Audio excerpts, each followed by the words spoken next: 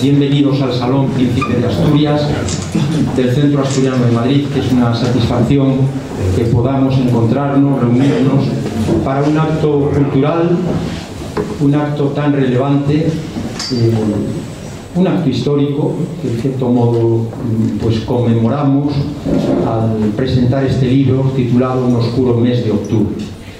Y gracias también porque hoy es un día lluvioso de octubre, efectivamente, y sabemos que algunas personas han tenido alguna dificultad para incorporarse, pero afortunadamente van llegando, de manera que muy agradecido.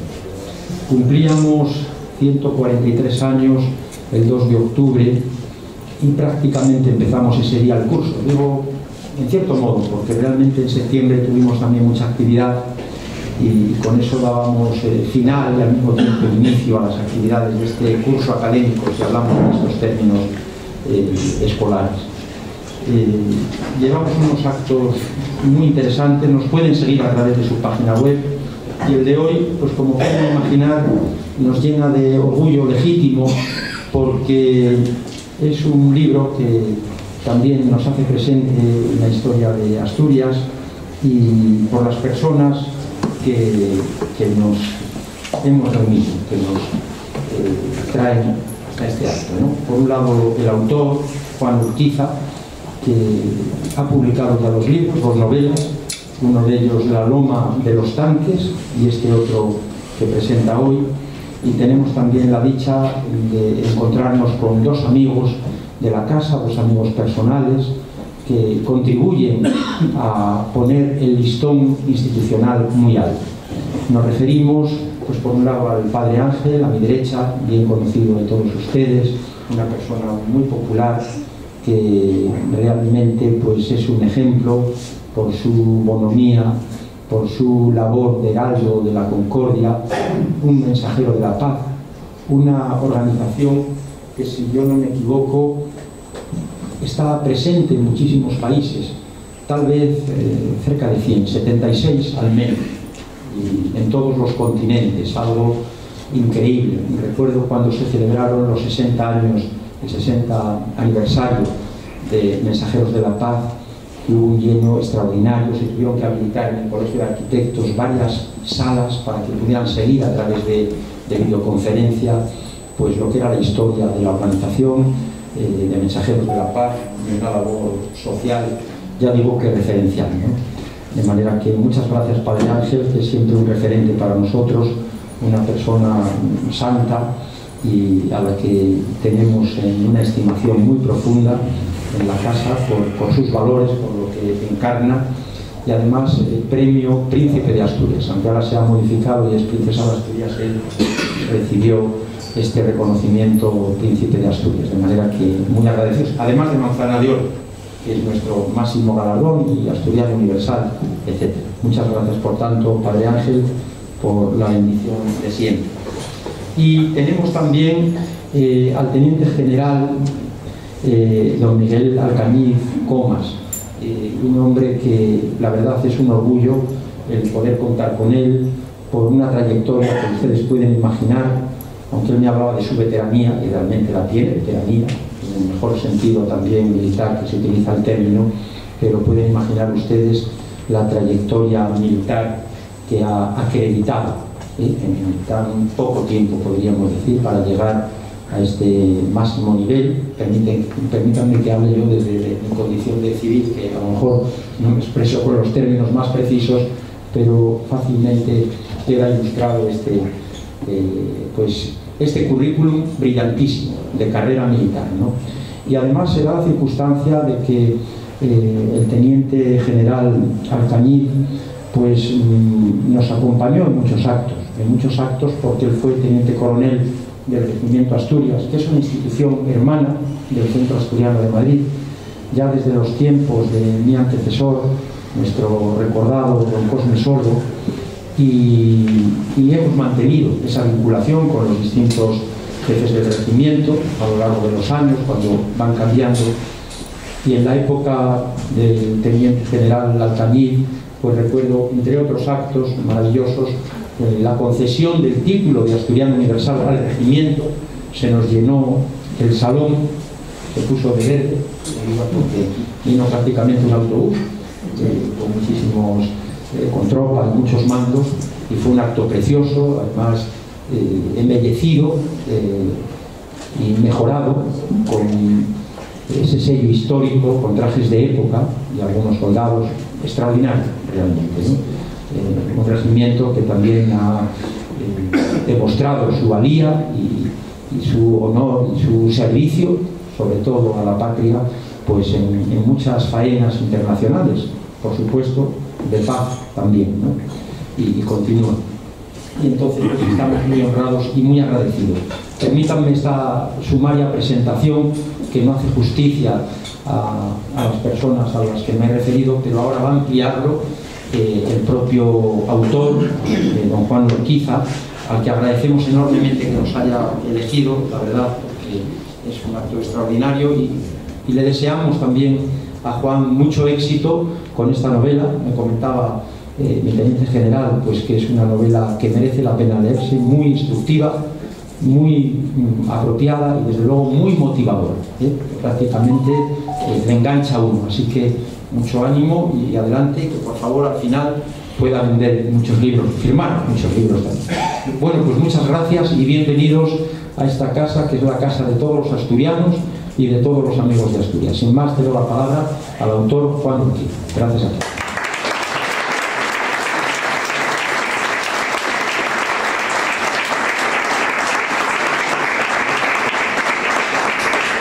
Muy buenas tardes a todos.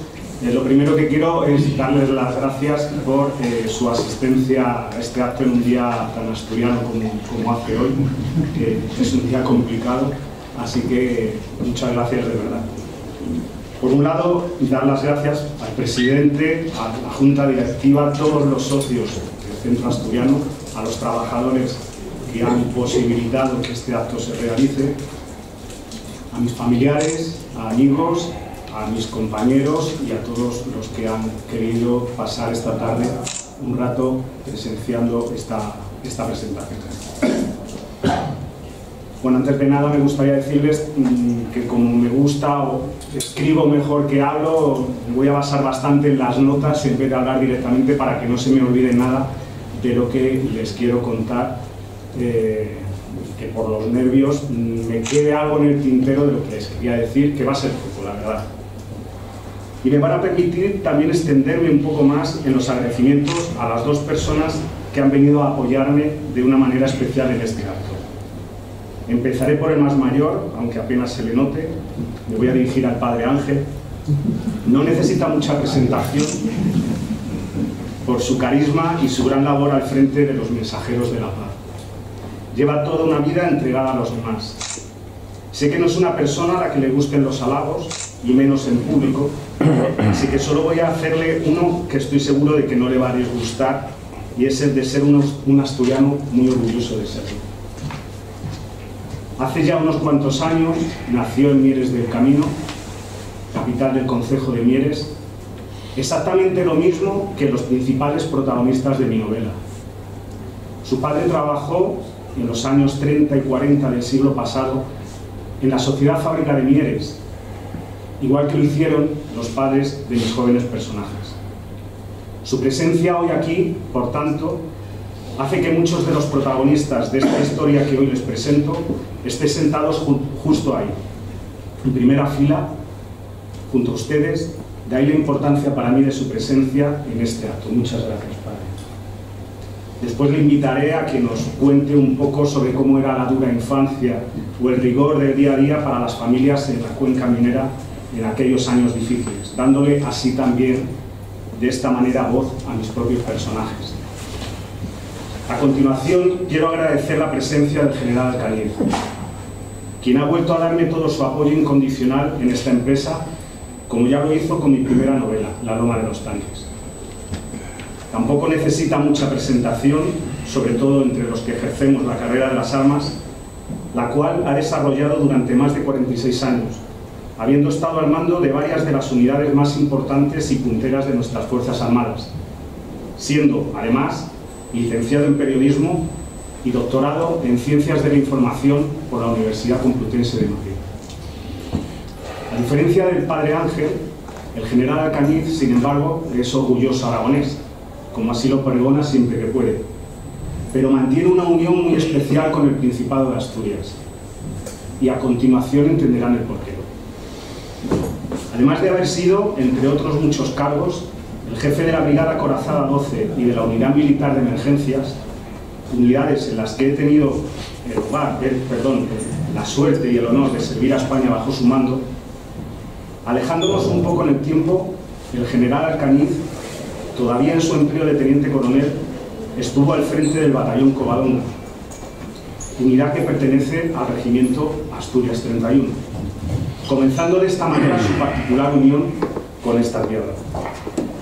Pero eso no fue más que el principio, y es que poco tiempo después, en los primeros años del comienzo de este siglo, ya como general, fue nombrado jefe del regimiento Príncipe número 3, con base en Siero, además de ostentar a la misma vez el cargo de comandante militar de Asturias.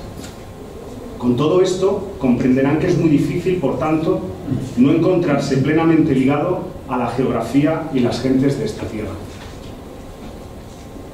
Pues bien, este regimiento, el Príncipe número 3, obtuvo esta denominación tras haber cambiado su nombre en el año 1977. La unidad se había llamado hasta entonces Regimiento Milán número 3.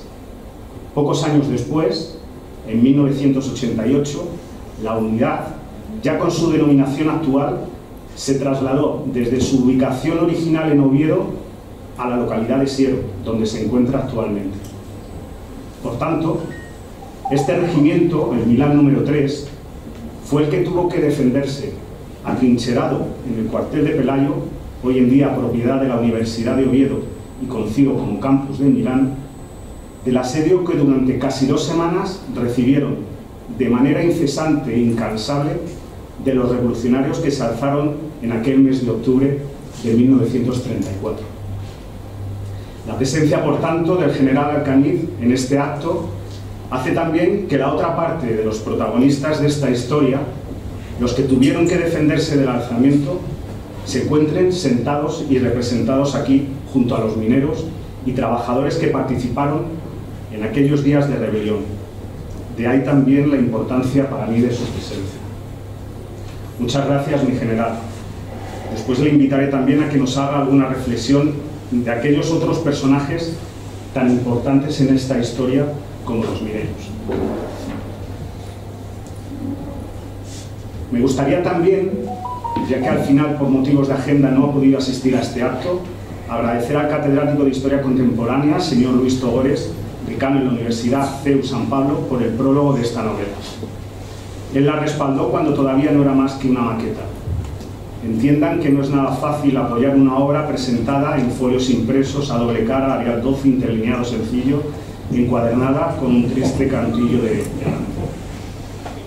Y por supuesto, dar las gracias a las personas que han insistido en que hiciera este acto, José Manuel desde Oviedo, al que le agradezco todo su apoyo, y gente que también ha insistido desde Torrejón, como Eduardo y como Isaac Vascoñán.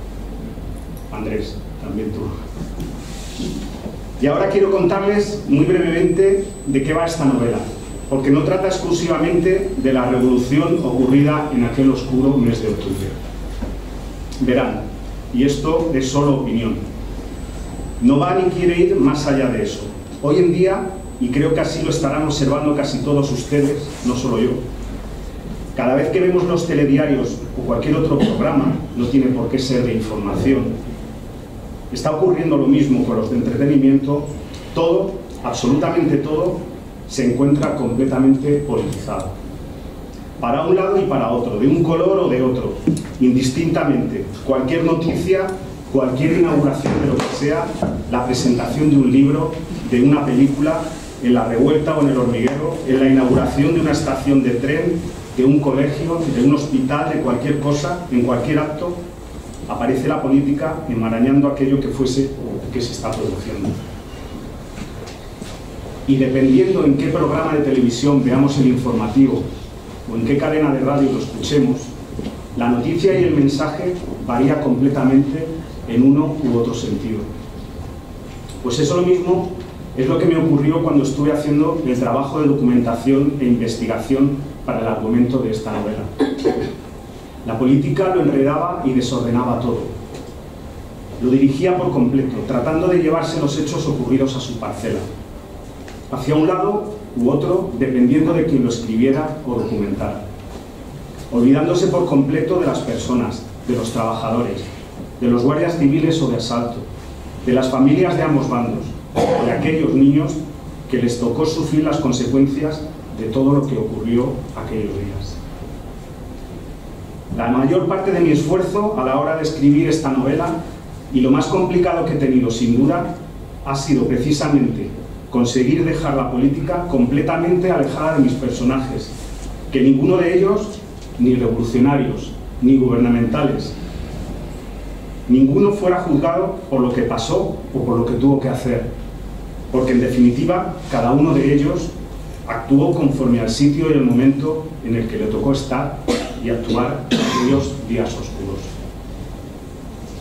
Mi principal objetivo se convirtió, por tanto, en que el futuro lector de la novela fuera capaz de descubrir, de conocer, de hacerse una idea sobre lo que sintió una familia cualquiera aquel mes de octubre de 1934, independientemente de lo que el lector piense, opine o con lo que se identifique políticamente. Porque este libro, al final, va de muchas cosas, de muchas más cosas. Va de la mina, de su oscuridad y de su dureza, de sus trabajadores, tanto los que lo realizan dentro del agujero como fuera de él, de los entibadores, con sus hachos y su destreza innata para crear perfectas estructuras que den seguridad al resto de mineros en su trabajo diario, de los picadores, con su inexplicable habilidad para extraer el carbón del interior de la montaña, de los barreneros, que manejaban la barrena o el explosivo a su antojo en el rincón que fuera necesario, por muy recóndito que éste fuera. Pero también, por supuesto, va de sus trabajadoras, de esas mujeres de la mina, que fueron muchísimas y muy poco reconocidas, las carboneras, las aguadoras, las lavanderas del carbón, que se dejaban los huesos y la salud en los lúgubres tuburios donde se esmeraban artesanalmente en limpiar de impurezas el mineral. Y por supuesto va de los niños, esos guajes que con apenas 12 años ya realizaban prácticamente el mismo número de horas de jornadas de trabajo que cualquier adulto. Una etapa, la infancia, que terminaba demasiado pronto y que unía a los niños a la mina ya de por vida.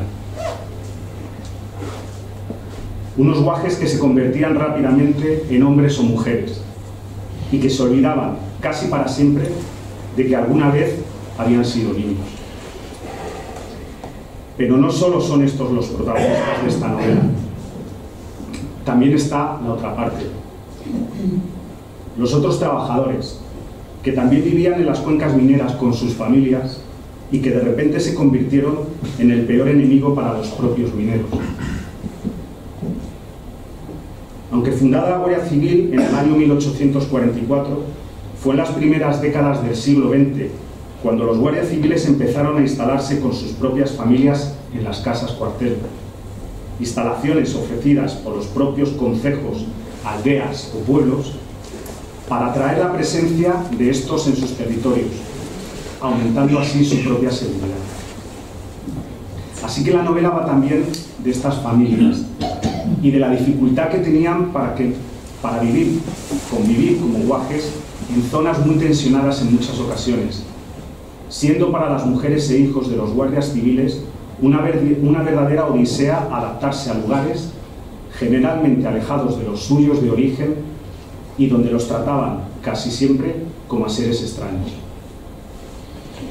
Eran familias acostumbradas a iniciar una nueva vida en sitios donde a veces eran queridos u odiados a partes iguales. No era una vida sencilla en las zonas rurales para nadie en aquellos años, y por supuesto que ni muchísimo menos lo fue para estas familias. Hablamos de una época en la que cuando la mujer enviudaba, generalmente lo perdía todo, porque no disponía de nada que fuera suyo.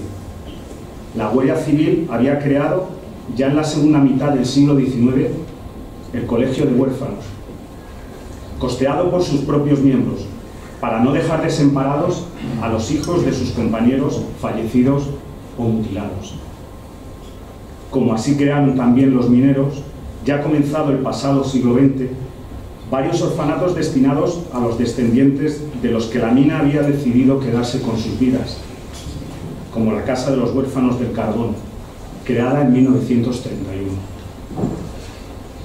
Y fue ese mismo año también, 1931, instaurada la Segunda República, cuando ésta creó a otros de los protagonistas de esta historia, los guardias de asalto, quienes con su exigida estatura mínima de 1,80 m destacaban sobre la medida media inferior a 1,70 m que presentaba el resto de la población española en esos años.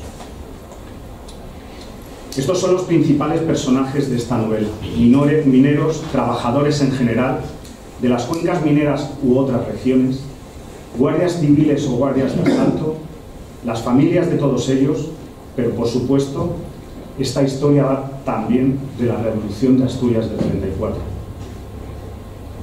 Verán, sobre las 10 de la mañana de hoy, día 9 de octubre, pero hace 90 años justo, 2 aviones Breguet 19 del gobierno republicano bombardeaban la zona de la Vega de Mieres del Camino y a continuación una céntrica plaza donde se encontraba abierta la única taona que repartía el racionado pan disponible para los habitantes del pueblo que hacían cola esa mañana, con el objetivo de conseguirlo. El resultado de aquellos bombardeos, tal día como hoy, fue de 18 muertos y decenas de quemados y mutilados.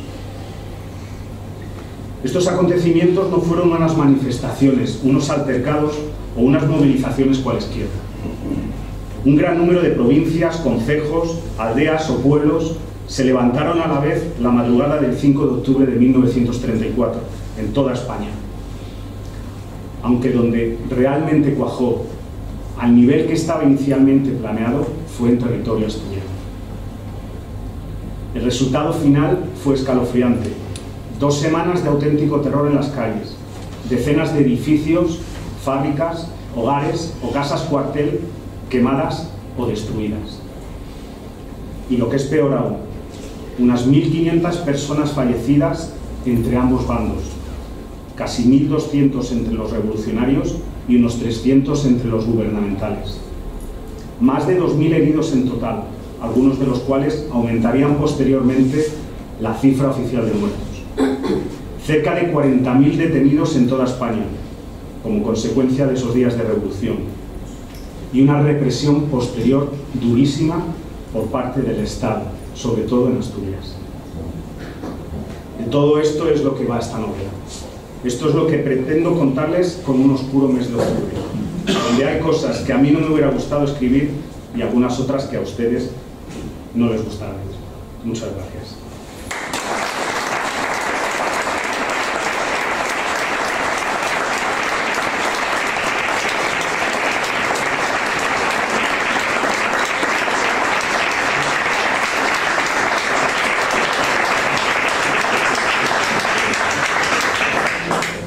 Pues muchas gracias, Juan. Probablemente al final habrá tiempo para un coloquio, ¿no? Que me lo preguntó una señora y se me ha olvidado comentároslo.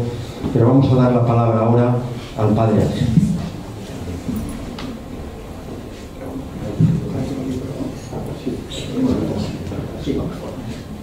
Muy buenas tardes. Yo creo que hoy es un día de emocionarse y darte las gracias por recordar la historia. Esa historia de un octubre de hace tantos años, y los que tenemos muchos años hemos conocido esos muchos octubres allá en Mieres, en esta Asturias. Al llegar aquí yo te decía que quieres que haga, que diga, que contar alguna de las historias de niño de aquellos años, de lo que hacíamos o podíamos los niños de los obreros esos obreros, mi padre estaba en la fábrica de Mieres, y yo solamente contarles una anécdota vivida que me ha quedado para siempre. Yo creo que tenía 5, 6, 7 años, no mucho más, que bajábamos todos los niños de Mieres, de la Rebollada, a bajar la comida en una cesta de mimbre a los padres que trabajaban en la fábrica. Y comían a las 12 de la mañana. Y yo me apuntaba siempre porque había una recompensa el bajar la comida, que era la fiambre, las judías, las pavas con un poco de chorizo, un poco de morcilla, que a veces hacía mi madre. Y recuerdo a mi padre que comiendo, estábamos los niños mirando a estos obreros y cómo comían, y se quitaba un poco de chorizo y te lo daba para compartir lo que había.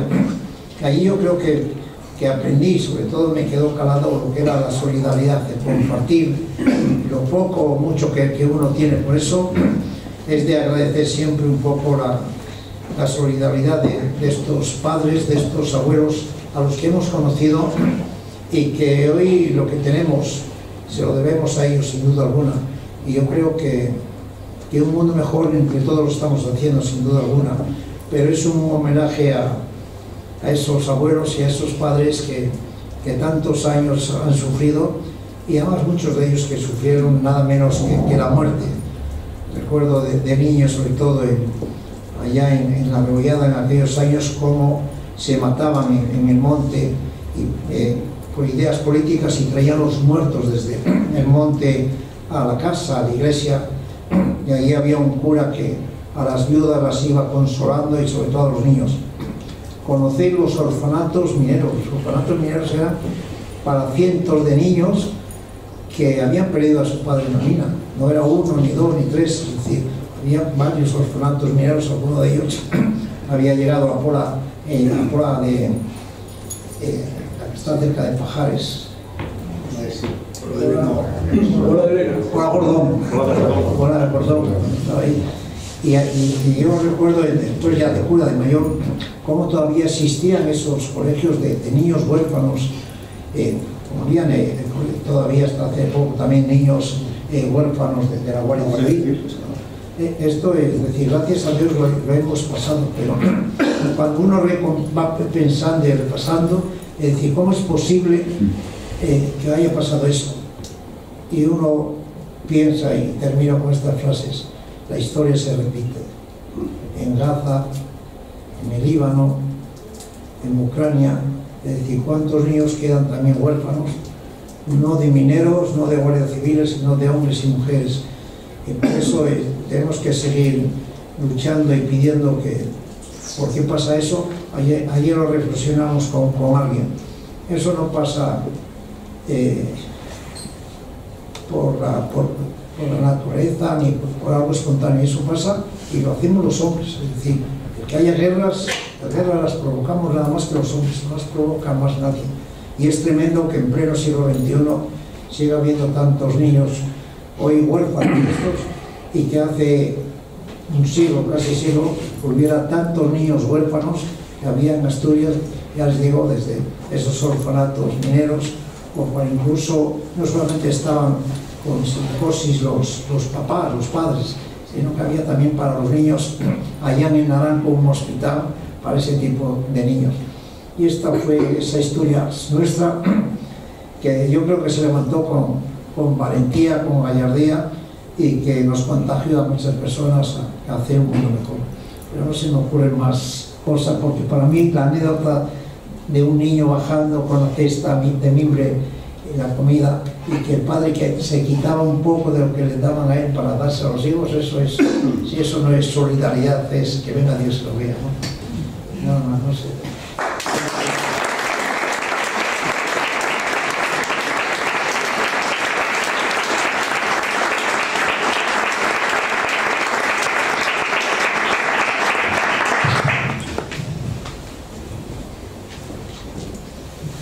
Permiso. Sí, ¿se oye?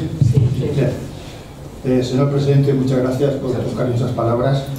Efectivamente, nos conocemos hace 23 años.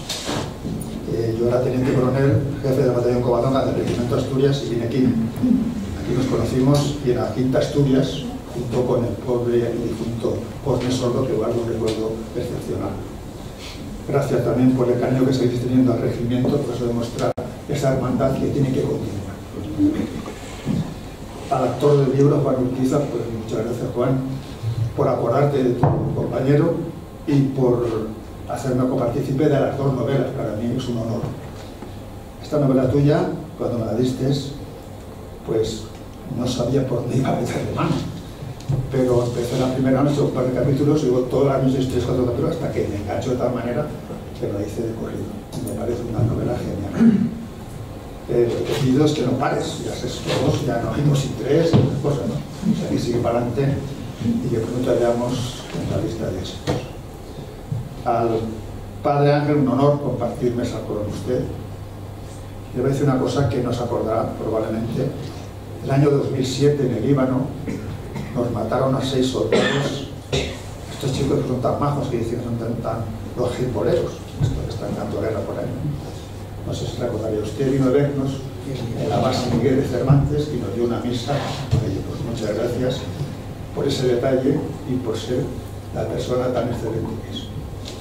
Y a todos ustedes también, pues muchas gracias por estar con nosotros. Bien, pues metiéndonos ya en unos pocos meses de octubre, tengo que decir que para mí la novela es una novela costumbrista e histórica. Es costumbrista porque Juan, al dar vida a sus personajes, habla de las costumbres, de la forma de vivir, la forma de comer, de la forma de relacionarse.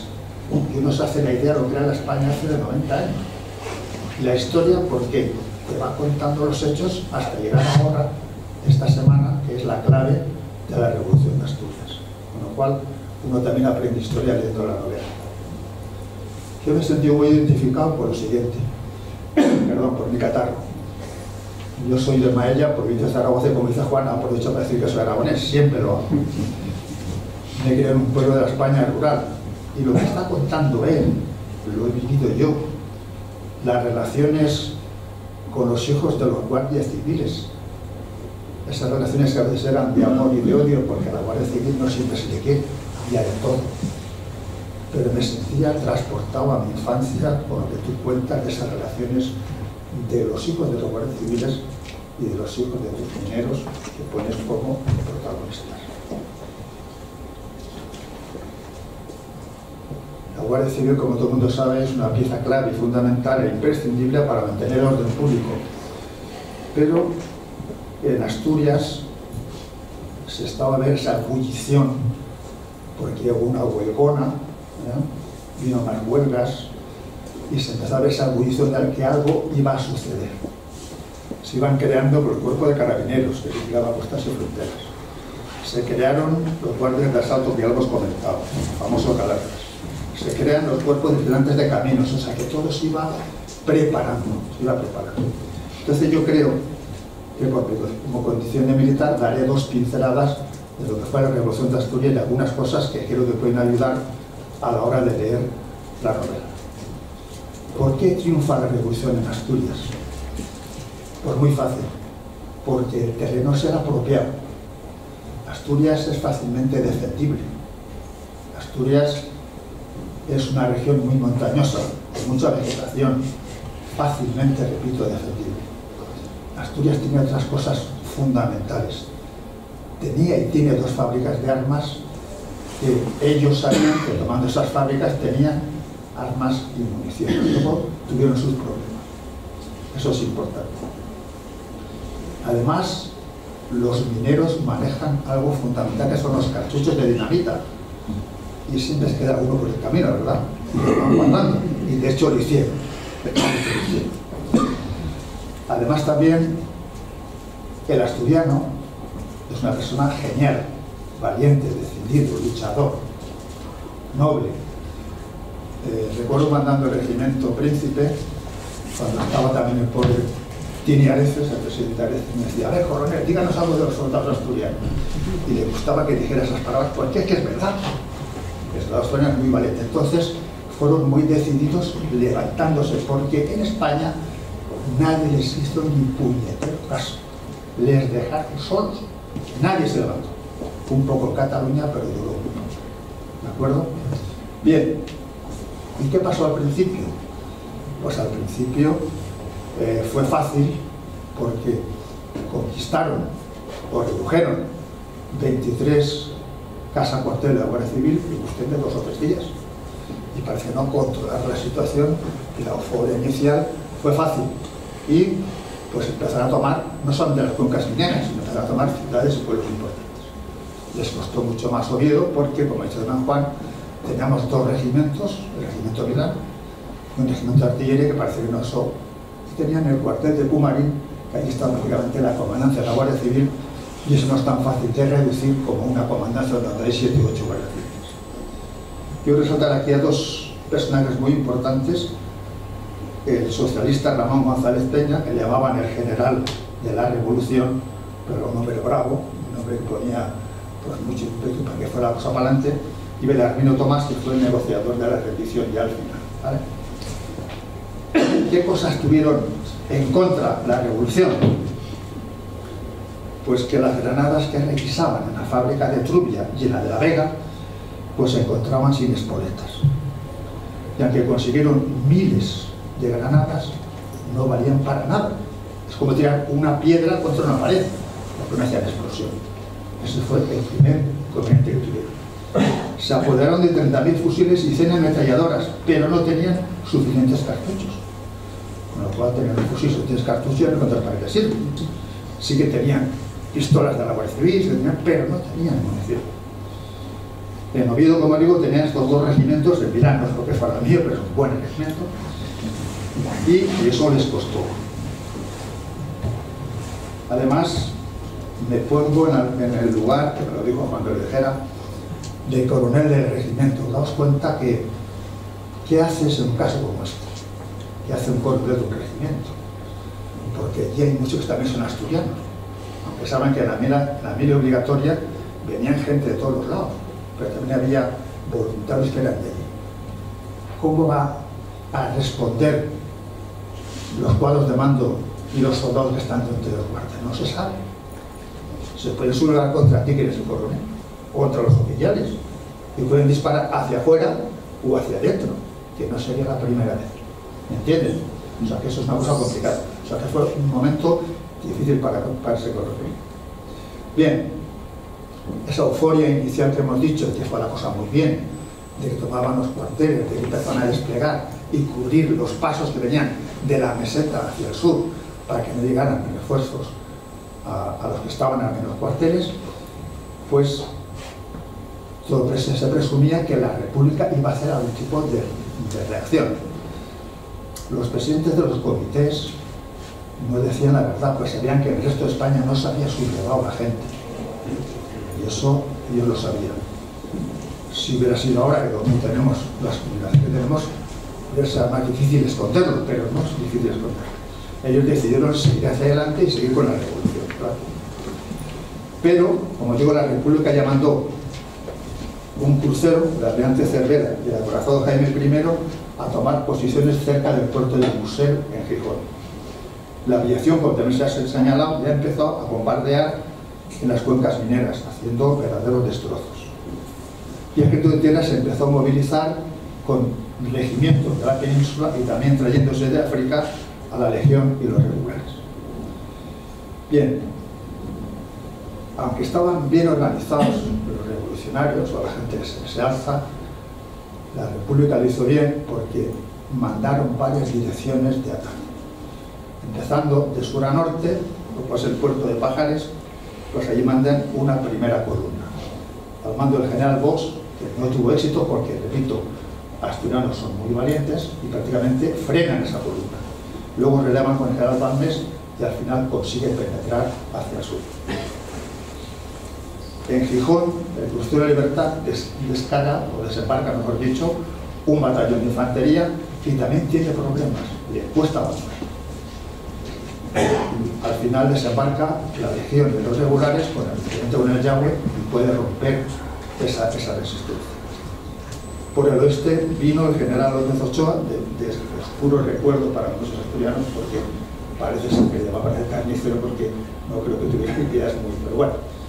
Y vino, repito, desde Galicia hacia de Asturias. Y un cuarto frente, el último, que viene de Santander, procedente de Bilbao, con el teniente coronel Socha. Entonces, la euforia esa inicial y la organización más o menos prevista es difícil mantenerla durante mucho tiempo. ¿Y saben por qué? Porque hay una cosa que es fundamental, que es la logística. Las guerras se ganan con la logística. Es decir, cuando tú tienes un problema, tienes que tener un repuesto, un relevo del personal que está herido. Hay que llevar municiones, hay que llevar comida, hay que llevar todo tipo de pertrechos. Y nuestros mineros lo que hacían era concentrarse en cada una de las plazas del pueblo, coger camionetas y los iban distribuyendo por sitios. Pero no es lo mismo que tener una unidad bien plantada que va organizada, avanzando con unas columnas de abastecimiento detrás. Con lo cual, eso no estaban organizados y el campo abierto acababa perdiendo. Sin embargo, dentro de lo que es las ciudades sí que dieron una resistencia muy buena. Bien, pues eso son un poco las ideas generales que quería contarles en cuanto a la revolución. Y quiero acabar con 4 conclusiones. La primera conclusión es que Juan Urquiza, durante toda la novela, pues desarrolla la trama con total neutralidad, cosa nada fácil. El saber describir a los personajes, las situaciones y las escenas, sin tomar partido, no es nada fácil. Él lo consigue. Él está desde una atalaya, como si estuviera viendo lo que pasó allí, y no toma partido ni por partidos políticos, ni absolutamente por revolucionarios, ni por gubernamentales. Y lo explica muy bien. Y eso se lo agradezco, y creo que ustedes también cuando lean la novela, porque, repito, no toma partido. La segunda conclusión es las consecuencias. Lo hemos dicho, más de 1.200 muertos. ¿Pero quiénes mueren? Pues los de siempre. ¿Quiénes son? Los jóvenes. Y 18, 20 años, como pasan toda la guerra, y pasa ahora. También he dicho el padre Ángel en Gaza. Los jóvenes son los que mueren. Los que menos culpa tienen de todo, pero más fácil de convencer, de malear o golpear para buscar.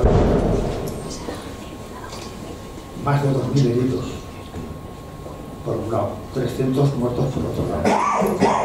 No sirvió para nada. ¿Saben por qué? Porque la guerra civil, y esto es un periodo de guerra civil, es una pérdida de tiempo, es una pérdida de sangre y es un esfuerzo inútil. En el 34 se mataban en la novela los padres, pero en el 36 se matan en la novela los hijos. No estoy haciendo las realidades. Es que es una pena. Y la última conclusión, y también lo ha dicho Padre Ángel y Juan, es que el problema es actual. Que tenemos ahora es que la historia se repite. Es que nos están polarizando. Es que tenemos que olvidarnos de las 2 Españas, o de las 3 Españas, o de las 44 Españas, las que ustedes quieran. Ya vale de esa polarización. Hemos tenido una transición maravillosa, hemos hecho una amnistía real, aquella fue real. Nos tenemos que saber perdonar, tenemos que estar juntos, todos somos necesarios, todos somos hermanos. ¿Para esto te vamos a tener que pegar los tiros ahora? Pues nada más, muchas gracias.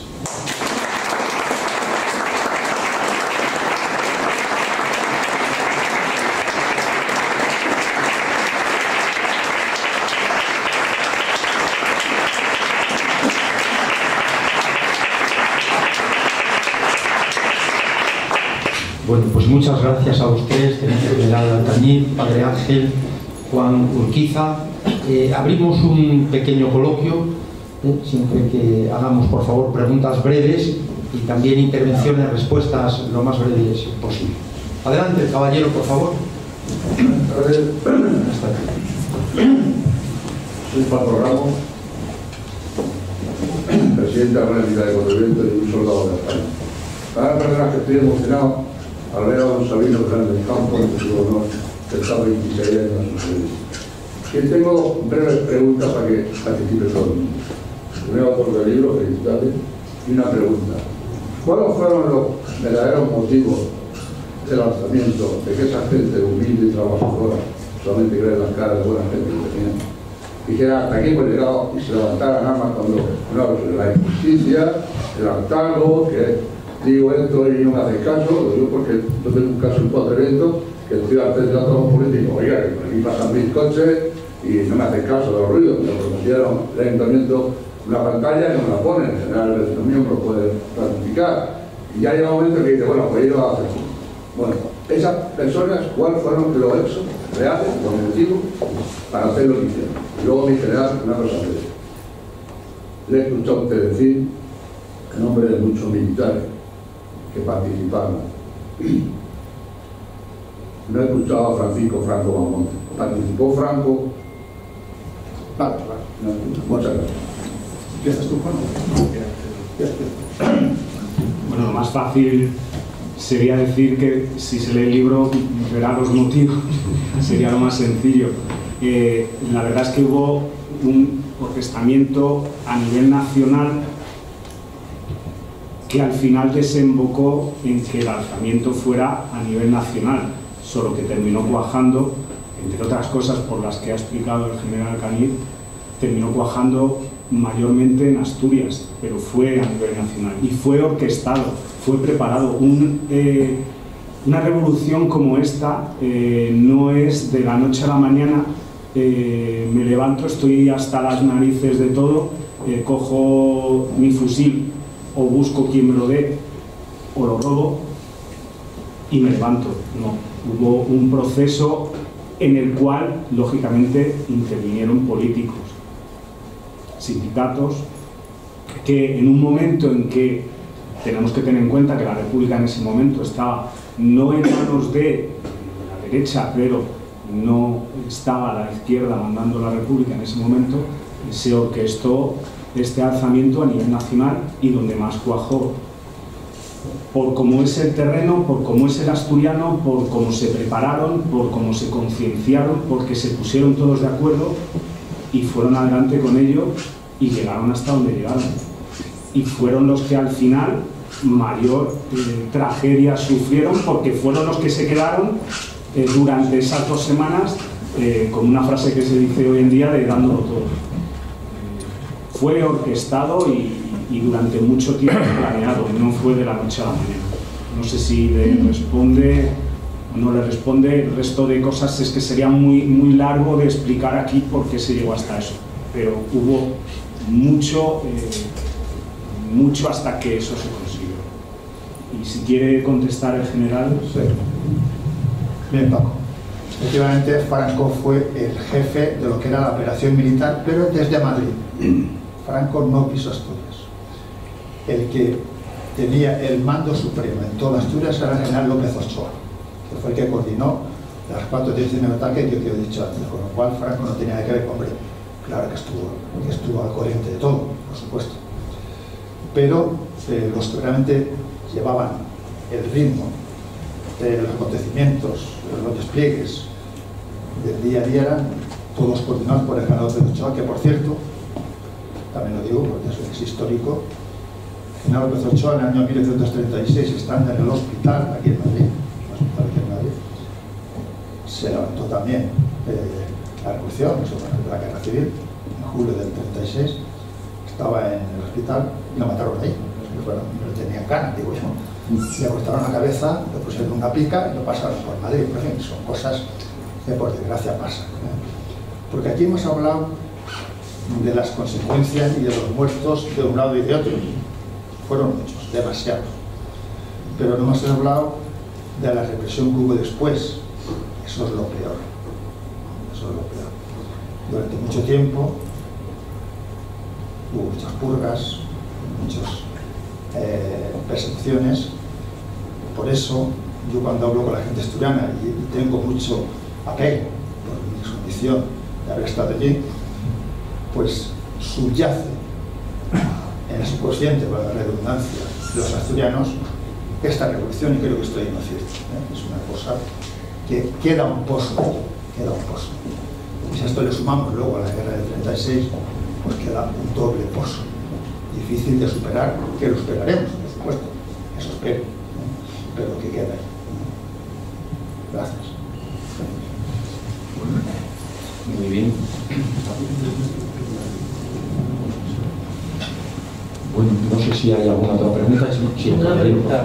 Coronel Ríos, destinado en la Unidad Militar de Emergencia. Y al hilo de lo que se ha comentado, había comentado el Teniente General sobre las purgas y que hubo posteriormente, la pregunta iba a usted, a Padre Ágora.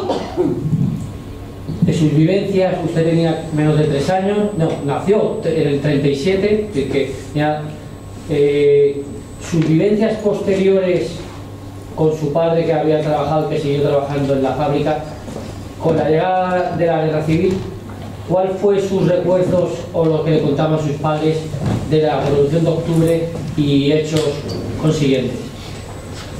Yo creo que una de las cosas que existía era que éramos niños, éramos hijos de dos bandos, unos los rojos y otros los que no eran rojos.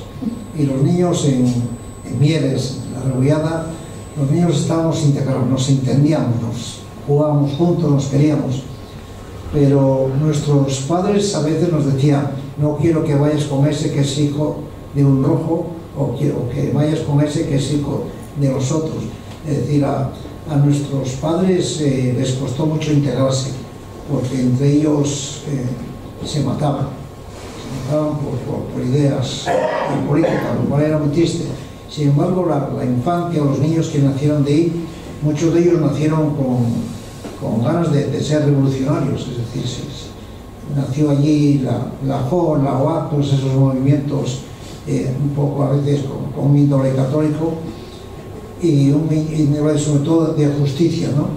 Pero a mí lo que me impresiona es que los niños no hacíamos caso a las ideas políticas que podía haber. Eso mismo está pasando ahora en esta España nuestra, es decir, los hijos de los emigrantes y los inmigrantes vamos a las guarderías, a los colegios y no hay absolutamente nada. Sin embargo, a veces entre nosotros los mayores no nos integramos tanto con otras personas que son de otra religión o de otra ideología, ¿no? Es curioso, pero esto quiere decir que hay una esperanza de que la infancia es más integradora, es decir, que el mundo que nos espera sin duda alguna va a ser un mundo mejor que el que nuestros políticos de ahora a veces reflejan, como hoy mismo reflejaban en el Congreso, en donde no hacían otras cosas más que echarse unos a otros las caras y no intentar llegar a unos acuerdos. Los niños de la guerra, después de la posguerra, que a los 3 o 4 años nos entendíamos, y los niños de ahora, de Europa, con los niños que vienen de otros países, también se integran, ¿no? Yo creo que eso es algo positivo que tenemos que ver.